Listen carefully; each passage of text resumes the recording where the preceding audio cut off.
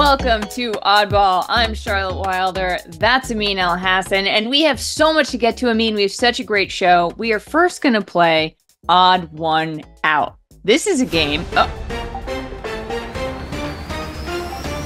We interrupt this program to share the breaking news that LeBron James and the Los Angeles Lakers have been eliminated by another Jamal Murray game winner. The Nuggets have defeated the Lakers 108-106 and won the series 4-1. A gentleman's sweep, Amin. That's right, Charlotte. And by the way, just want to point out to all Laker fans everywhere, Sedale Threatt's not walking through that door. Eldon Campbell's not walking through that door. And Corey Blunt's not walking through that door to save your season. It is over. And I just want to point out something, Charlotte. Where everyone starts pointing fingers at whose fault it is or whatever.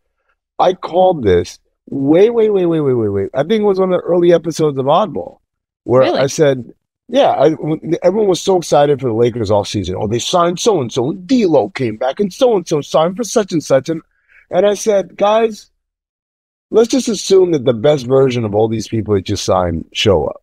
The Cam Reddishes and the Jackson Hayeses and stuff like that. Is this team better than the Nuggets right now? No. Are they better than the Suns right now? No. And I began listing off teams. I started counting out teams in the Western Conference. And at some point, I got to 6. And I said, so if they're not better than any of these 6 teams, guess what that means? It means they're a play-in team. And so how much, which is what they were last year, how much improvement really has happened? And so all season long, there have been these outside expectations, even believe it or not, even as the playoffs began, even as they're about to face the team that had beaten them 8 billion times in a row. There's still these outside expectations that, the Lakers can go on a run. Like, no, they can't. They're not a good team. And now today, everyone wakes up shocked that they got knocked. Yes, this is exactly what was supposed to happen. They were a mediocre team that made it to the first round playoffs and got their head caved in by a better team. I also think that the news of that Athletic article that Shams Charania wrote, where it was like, maybe Trae Young. It's like, Trae Young's not the answer. Trae Young, Trae Young and Bronny James, that's not going to get you a championship, Well, exactly. Like, if you're saying, hey, maybe we can make it to the second round next year. Maybe we can make it out of the play-in. Okay, yeah, maybe I think Trae Young and Bronny James can help. But if you're about winning a championship, this is not a championship roster. And this goes out, by the way, to everyone who's, Darvin Ham. It's funny to me, every time the Lakers lose, I see a million like, Darvin Ham did this. I'm like, no, Darvin Ham didn't do this to you.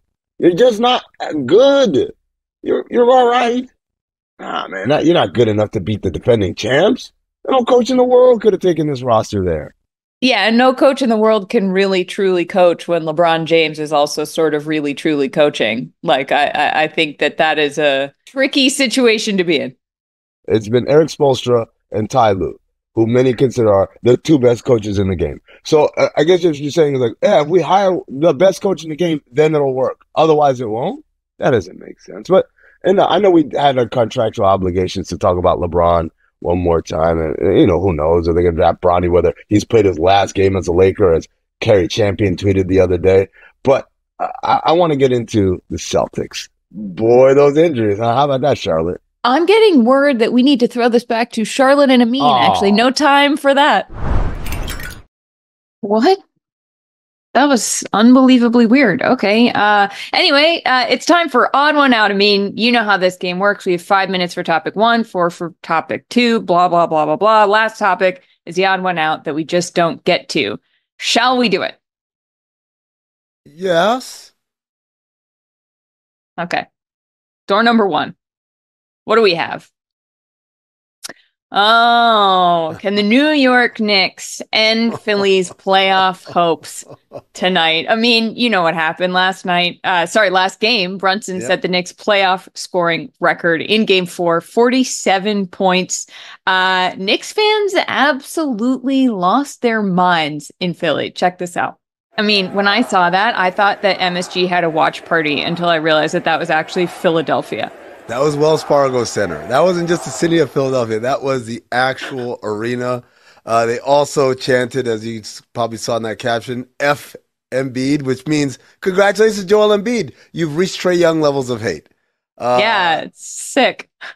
People going nuts outside here, stomping on stuff. Charlotte, it's funny. I can actually remember when I was in college in Atlanta. Hmm. I went to Knicks Hawks at the Georgia Dome at the time because they're still building the new arena, and I witnessed the Knicks sweeping the Atlanta Hawks as an 8 seed, Yeah. and everybody went nuts. And I was one of those people. I grabbed a broom and I danced around the concourse, and there was thousands of Knicks fans dancing with me. Everyone trying to grab the broom and stuff. And then the next year, I went to go work for the Hawks. So Oh, wow. Look at that. sunrise, sunset. Yeah, Yeah, how the turns table. You yeah. know who else who turns tabling? Embiid. Here's what he Ah, had to say. I'm not calling them out, but it is disappointing. Kind of pisses me off, especially because Philly is considered as forced down. So, they've always shown up, and I don't think that should happen. he's disappointed at the fans for allowing Knick fans to buy up tickets, show up, and show out. It, And it's funny, Charlotte, because I'm trying to think. Okay, he's disappointed in the fans. What do hmm. you think the fans are disappointed in? I Oh, can't I don't know. Maybe the figure it out. guy who in the fourth quarter had 1 point, went 0 for 5, and was 1 of 2 for free throws. Like it is Ah, so astonishing to me. I mean, how poorly Embiid's handling everything that's happening to him publicly right now. All you have to say is we didn't deliver. I'm sorry to our fans. I hope that they'll bring it for us because we promised to bring it for them. But instead, he says he's disappointed in the fans. yeah, yeah. I just a poor choice of words, and I get it. It's after a tough loss, but Yeah. man, they've been thoroughly outplayed in 3 out of 4 games, and even that fourth game, you could argue the Knicks could have won that game as well. And I get he's dealing with a lot. He's got a bum leg. He's got the Bell's palsy and all that. But it just like Charlotte said, you reflected back on yourself. Hey, we've got to do better. Everyone's got to do better. You can't use the word disappointed when you're down 3-1 in the series. It's not their fault you're down 3-1 in the series. No, you can't. And it's sort of the opposite of what the Knicks are doing right now. I mean, what's so fascinating to me about the Knicks is I think because we've been conditioned for decades to think of them as a team that's like not going to get it done. Every time they're down, it's this feeling of like, oh man, all right, well, I guess that's it. And then they just keep fighting. They keep coming back. And that's something you can't teach. Like Tom Thibodeau, it's always tricky, has finally found players who like subscribe to the same school of thought he does, which is that you just don't give up. They're conditioned to play 48 minutes. They're ready to go. And it's been amazing to watch. They just don't go away. And Embiid he gets tired, and Philly gives them an inch and they take a mile at the end of these games. You can't teach it, but you can certainly acquire it bit by bit, trading away Mhm. the guys who don't fit, bringing in guys who do fit. Charlotte, let me ask you a question. Yeah. Because I'm in a very famously in a Knicks group chat with a lot of family members and friends from New York, Mhm. and they are incensed. Like I said, you saw the video, F you, Joel Embiid Yeah. video that the fans are chanting. They really think this dude is the dirtiest man alive, and he is a villain, and he is awful and a bad human being. This is not my words. This is Yes. the Knicks fans. Is that coming across to you too, or is it just the bubble of my Knicks fan chat? It is not just you and me. Watching with Knicks fans and being married to one, Joel Embiid is public enemy number one in my household and in this city. And there were all of these TikToks just flooding my feed of these dirty, quote, dirty plays from the past that Embiid has done. I feel like Draymond better watch his back because Embiid is coming for his throne. Draymond, how about Trey Young? He's like, Yeah. that used to be me. They used to chant my name. Once it's gone, you miss it. Yep. All right, what's next? What do we got behind door number 2? Show it to me. Give it to me. Oh, Oh. 1, 2, 3, Cancun. Woo! The Suns season is over. I witnessed both of those losses at Footprint Center, and mere minutes after the game, the blame game articles all came out. We got Shams Charania for The Athletic. This story that KD, quote, never felt comfortable with his role. Okay. And we got the quote right there on the screen that is far too small of a print for me to be able to read. But Charlotte, is KD to blame? Is this all his fault? Well, that's what I wanted to ask you. I mean, you are very close to this organization. You go to a lot of these games. People are blaming Kevin Durant, but what is your read on the situation? Is he culpable? Like what's going on? First of all, I thought he had a great game 4, as did Devin Booker. Both of those guys did everything they could to ensure victory. It was a close game.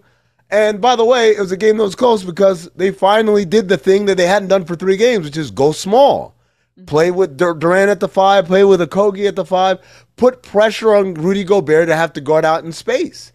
And they never did that through 3 games. They just kept playing Drew Eubanks and Nurkic, and that just made life easier. But all of this highlights the bigger point, which is no matter how good Durant and Booker are, this isn't pickup ball. This is people are devising schemes and strategies, and you have to respond in kind. And the Suns didn't do that. And part of that was strategic. I don't think Frank Vogel did that for them in this series. But the other part of it is personnel. The roster outside of those 3 guys and maybe Grayson Allen wasn't very good, and they were hamstring. And by the way, this is exactly what the collective bargaining agreement was designed to do. Oh, you like your team? I hope you like it a lot because you're not going to make it any better. And so even a great player like Kevin Durant, to me, needs infrastructure, needs not only good teammates, but a structure and a organizational belief in how we're going to do things. And without that, you've just got guys playing pickup ball, which is what it looked like for much of the 4 games in this series. Yeah, I also think, I mean, that the other side of that coin is how important buy-in is you need to have a team that believes in the collective mission. You need to have set expectations. You need to have guys who know their roles, which was literally the thing everyone was talking about before the season started. They were like, well, weird that the Suns don't have a point guard. And the Suns were like, yeah, but look at all these shiny players we do have. And it's like, well, if people don't know what they're supposed to be doing, and if there's not a collective sense of we are doing this together as a group, we have each other's backs, there's fire there. I saw absolutely none of that in body language from any of the Suns. Charlotte, they were down 6 with about 40 seconds to go. That's 2 3-pointers. It's the NBA, right? The NBA 2024. Threes happen all the time. And everyone in the building knew that's it. They're done. Like they didn't have. There was no kind of transformational, motivational leadership on the bench. Nobody kind of riling everybody up. Come on, we got this or whatever. No Udonis Haslem like screaming at everybody. It was just kind of like this hangdog attitude, and it was kind of disappointing to see, and also kind of just pretty fitting. Again, like you talk about, by the way, how important buy-in is. I still remember how close Tom Thibodeau was to getting fired in New York. And then he made the decision, I'm going to play the guys that I want to play, that I think embody the way we want to play. And ever since then, the Knicks have been so much better. And in the offseason, they went out and got more guys who buy in, and look at them now. Yeah, and clearly they don't have that in Phoenix, and that is a massive problem because going forward, they are locked into this. And it's hard to fix. It might be just really depressing there for a little while. Sorry, that's not very hopeful, but it is what it is. We're gonna move on. What's behind door number 3? Anthony Edwards. Oh, here it is. Talk about buy-in. The Timberwolves completed a sweep of the Suns, as we said on Sunday. This was the 3rd series win and first sweep in franchise history. The first win in the playoffs in 20 years. Anthony Edwards. Talk about buying in. I mean, he had 40 points in game 4. But to me, what was most impressive was how he took over, also just from a leadership standpoint. Like afterwards, a press conference with him and Karl Anthony Towns, where someone asks Cat a question and Ant just goes, no, listen, we won because of Cat. He's great, but it's because I said you have to stop fouling. And they were sort of joking about it. And it made it clear that this is a team sport. This isn't personal. Like there's accountability. Do your job. Like Anthony Edwards says to Cat, you've got this. You're one of our best players. You're the reason we win. And you just have to clean up a few things. And like, that's life. It's not like, hey, you did something wrong. It was gorgeous to see. It was, and it's a two-way street, Charlotte, because in order for Anthony Edwards to be able to do that, Karl Anthony Towns has to accept that I am no longer the franchise player. I am no longer the face of the franchise. That's the guy now. And that's a lot harder than people think it is. A lot of guys will fight tooth and nail and hold on now. I've been here for how many years and da-da-da-da. Like, I give him infinite credit for looking across the locker room and seeing that guy like, oh, yeah, no, I'm not that. Yeah, right. He's that guy. And that's part of, like, in order to lead, you have to have people who will follow.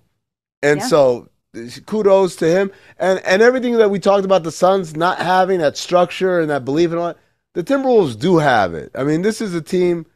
Look, their coach got carted off last night, blew up his knee. And everybody was there in the tunnel, kind of high-fiving the front office staff. I was there as they came off the floor. This is a team that has a lot of togetherness. And look, they've got a date here in the second round that probably isn't going to go their way. But this is how progress works. This is how progress happens. You said it yourself. This is their only third series win in franchise history. Yeah. Like I also think that this is a real, like, this weekend actually felt like a real changing of the guard moment. Like, it was shocking. All I did all weekend was watch basketball, and my mind was blown at, like, oh my God, look what Brunson did. Oh my God, look what Ant did. It's clear that there are new guys here who are taking over, and Ant is finally starting to have that narrative of, like, oh, I think this is the guy. Like, I think this is the guy. And we said this in the beginning of the season. That doesn't start until the playoffs. And next year, people will be talking about the Wolves the way they were talking about the Nuggets, even if the Nuggets go on to beat them, because, to be honest, it's probably not going to be the Lakers. I mean, he's the guy. He is the guy. And make no mistake about it, and he's done it every single year he's been in the playoffs. His first playoff, I saw him play, and I was like, oh, shit. Like, he's not scared at all, and things are going to change in Minnesota. I love it. All right. What door number 4? I'm not good at counting anymore. Oh, Charlotte's Mavs in 5 has a little needle poked into it, and that balloon farts out. Now we're Mavs in 6. I just want to say, yes. No. Set the scene. No, I mean, because the Clippers were up huge in Game 4, and then the Mavs make this miraculous comeback on Sunday, but not quite enough in the tank to pull all the way through. So we're tied at 2-2. Charlotte, your reaction as the Mavs nearly completed a 31-point comeback to keep Mavs in 5 alive. Take us inside Charlotte Wilder's Sunday as he's watching. At first, like, oh my God, this was a dumb prediction. And then you're seeing them come back. And like, oh my God, is it happening? I had this premonition. When I said it, I really did believe it. I was like, this is an insane thing to say, but I believe it. I think it's going to happen. I'm watching the Mavs and I'm like, oh my God, it could happen. I was like about to text everyone, like, make sure we have that clip ready, blah, blah, blah. And then they lost. And I was like, you know what I mean? I'm going to lay my take to rest, and I'm going to lay it to rest with a lot of respect, because high risk takes high reward. If you're not making them, why are you in this business? No risk it, no biscuit. Charlotte, is this the most compelling series in the playoffs right now? I mean, I think Knicks Sixers is. Yeah, me too. Me too. I was like, right? The hell with that. I know this series is tied and we don't know who's going to win it. That. I'm like, I don't really care about anything but Knicks Sixers right now. Yep. Me too. That's the playoffs right there for me. That's all the playoffs. All right. Speaking of another game, we're not sure. People care about this. Sorry, that's rude. What do we have behind door number 5? Oh, Pacers Bucks. No. This is just sad. This is just depressing. Yeah. Bucks face elimination tonight against the Pacers. Giannis and Dame didn't play Game 4. Are the Bucks going to Cancun tonight? I mean, man, look, at this stage, it's just hard. I think I saw the stat this weekend. Teams without their top 2 scorers have lost 12 consecutive playoff games. You're not look, I get it. Hard and tough and all that stuff. This thing isn't designed to do without your best players, unless you have an insane kind of track record like Miami of like just overcoming wild odds. Next man up, all that stuff. Milwaukee doesn't have that. This whole season has been jumbled and fragmented. Sadly, by the way, you see that lower third? Who does Doc Rivers blame for this? I mean, it's going to be the injuries. I mean, it's hard to win without your best players. I thought we had a really good chance when when everybody was healthy, and then they weren't. So, you know, we're going to go back and look at the drawing board. We'll have a strong off season. And also, Pat Bev, you just got cooked by Halliburton there in Game 3. What were you doing? Or Game 4. What are we doing? What are you doing?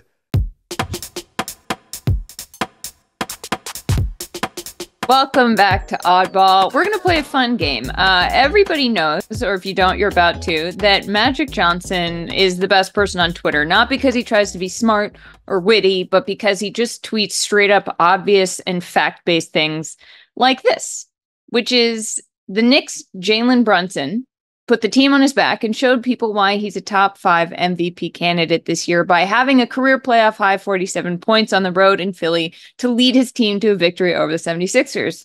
Pretty straightforward. He even gave us, he gave us a mid-game update like this. Paul George is torching the Mavs right now with a career high 26 points in the first half with the Clippers in the lead to start the second. So what we're going to do is predict the future by guessing what Magic Johnson will tweet. Ooh. The first one is if the Sixers... Oh, my God. Wow, look at that. Oh, my. Oh, it's called the Magic Touch. That's the name of the segment. You got to say the name of the segment. Sorry, I was waiting for that beautiful unhinged graphic. All right, so if the Sixers are down 3-1 against the Knicks, what is Magic going to tweet? I mean, the Sixers are down 3-1 against the Knicks. They are down. So if they lose or they win, or are we just guessing? We don't even... After the game, we don't know. After the game, What's he going to tweet? He's going to tweet, Joel Embiid gave it his all. He is a warrior, but the Knicks were too much for him. Okay. He might also tweet, also, New York City is on fire. Literally. No, that's too witty. Sorry. Well, no, but it wouldn't be. It would be fact. It's strictly fact-based. Oh, it would be on fire. That's true, yeah. Yes. Yeah. Literally. You got to put the literally in there, Magic. Literally. Okay. Thank you, everybody. All right. What's next? All right, we got the Bucks. The Bucks are on the brink tonight. We've already talked about how Doc is going to blame everything else. What will happen to Dame, Doc, and Giannis if they're eliminated? Charlotte, let's dream up of a tweet that Magic will have about the Bucks offseason. Giannis tried his best, but help me out, Amin. Help me out. Giannis tried his best, but you know what? No, he didn't try his best. He didn't try at all because he was hurt, and that's why the Bucks were always going to be in an uphill battle. The future is bright with Tyrese Halliburton. Oh, yeah, that's right. Yeah. You know what? No, yeah. Delete all that stuff. Just go, the future is bright with Tyrese Halliburton. Beautiful.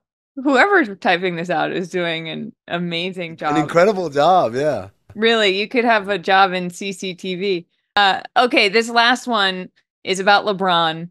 In the offseason, LeBron, what is he going to do? What will Magic tweet about him? Look, we're taping this before Game 5, and so we're guessing, right? But I'm going to say LeBron James is one of the greatest players to ever put on a Laker jersey. Regardless, regardless of his decision, I am happy and proud to have him in our family. You seen that Photoshop of Anthony Edwards and MJ's faces like mashed together? No. Look at that. Oh, wow. You haven't seen that? No, I haven't. Wow. Our production team has some things to surprise us with for Kevin Durant. Apparently, we have everybody watching, we have no idea what's coming. Why are we kicking this man when he's down, man? All right, what do we got? Is that Kyler Murray? Oh, what? My God. No, come on, man. That's disrespectful. Chuck? No, first of all, how do they make Chuck's face smaller than Kevin Durant's? Terrible Photoshop skills. What else we got? Is that a Monstar? Yeah. Guys, that's not even the right angle for his face.